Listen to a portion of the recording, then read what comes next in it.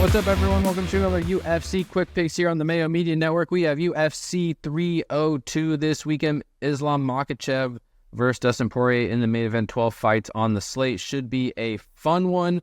As usual, I'm here to give you my favorite cash game play, tournament play, salary play, and matchup on the slate. And before I do, please subscribe to the YouTube channel. Like the video. Really helps us out. Also, let me know in the comment section below. Give me an underdog you like this week. And don't mention Paulo Costa. I think he's going to be pretty popular in our co-main event there, 5 rounds. Tell me another underdog you like. I think the rest of the underdogs are kind of up for grabs this week and not a lot of great options. So if you have a feeling, if you have a lean, let us know. Call your shot, and you could definitely stand out from the field there.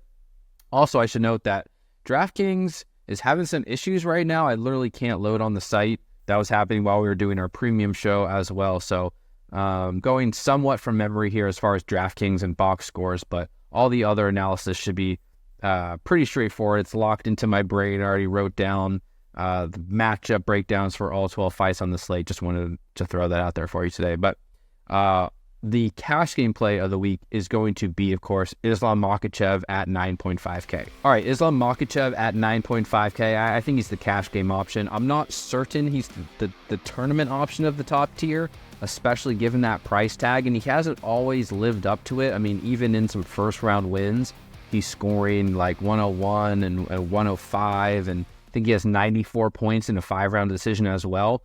At that high of a price tag, a score around 100 points is probably not going to cut it this week in tournaments. In cash games, though, he's north of minus 700 to win, minus 310 to win inside the distance, a grappling dominant fighter, averages more than 3.1 takedowns per 15 minutes. Dustin Poirier, not the greatest defensive grappler in the world. Good survivability, good jiu-jitsu, but defense takedowns at 63%. Giving up takedowns to Dan Hooker, Michael Chandler, Benoit Saint-Denis. Makhachev is a pretty strong floor and ceiling in this matchup, given that grappling style and 25 minutes to work with. It only increases that floor and ceiling. So I really like Makhachev. I think this is a good matchup for him. He has a good style to score well on DraftKings. Metrics check out this week, and I will be paying up for him in cash games at 9.5K. All right, next up in tournaments, I am going to go with Eileen Perez at 8.7K. She is minus 194 to beat Jocelyn Edwards. And really, it just comes down to the grappling. We've already seen Eileen Perez land 10 takedowns in a fight before that scored her into the 130s against Ashley Evans-Smith. Most recently, she landed 2 takedowns, scored 88 DraftKings points against Lucia Pudilova. Eileen Perez is not that good. She's not a great defensive fighter anywhere. She's not a great defensive wrestler, not a great defensive striker, but the majority of her fight time comes in grappling exchanges because she's very aggressive in trying to get the fight to the ground, and she's already proven the ability to land upwards of 10 takedowns in a fight. Attempted 15 takedowns against Evan Smith. And now she's fighting an opponent in Edwards who isn't a good defensive wrestler. 64% takedown defense, gets held on her back for long periods of time. She's been taken down by Wu Yanan and Ramona Pascual, and 5 times by Jessica Rose Clark, and Lucia Pudilova took her down twice. I'm not certain Perez is going to win this fight, and if she doesn't, she probably gets beaten up en route to a good score for Jocelyn Edwards. But Perez has among the best wrestling upside on this slate. I'm a little bit hopeful it gets overlooked, priced between Sean Strickland and Andre Lima. I'm really always interested in grapplers, especially volume grapplers, and Perez is the type of fighter to attempt a lot of takedowns against an opponent who has struggled in the past. A decent price tag, decent odds to win. She's going to be my tournament play of the week at 8.7K. All right, next up, my salary play of the week.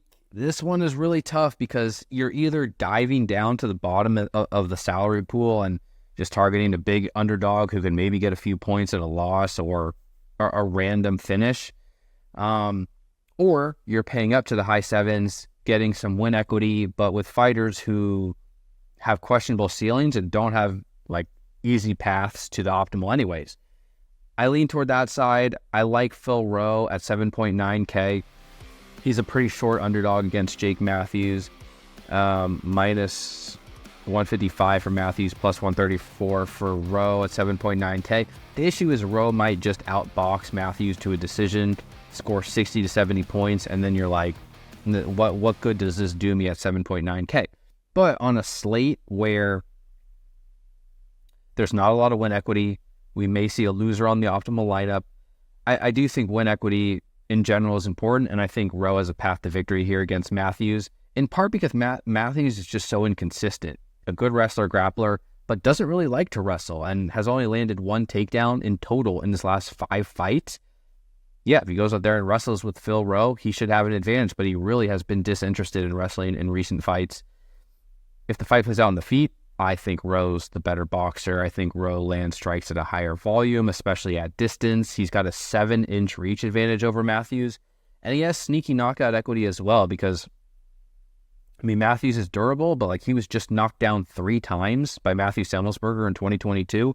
He was knocked out by Kevin Lee a long time ago in 2016, but he was hurt recently, and Rowe has speed in his hands, pretty precise, and I think there's some knockout upside, assuming Rowe gets the boxing exchanges he wants. 7.9K, price below the mid-range, saves you some salary.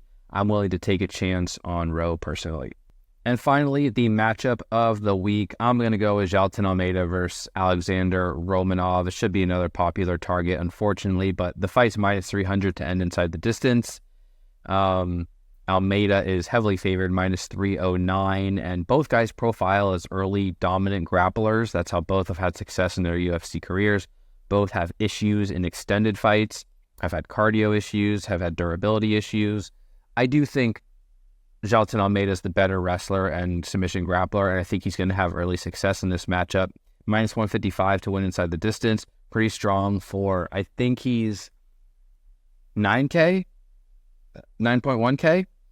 I think he's 9.1K, and he's scored huge in his UFC career thus far in wins. Again, I don't have it in front of me, but even in his last loss against Curtis Blades, he had landed 9 takedowns in about 6 minutes. It's just an insane amount of wrestling, averages nearly 7 takedowns for 15 minutes. If Almeida wins this fight, it's very likely coming from early takedowns, control, and a finish, and I think that scores very well at 9.1K. I want to be on Almeida in some regard.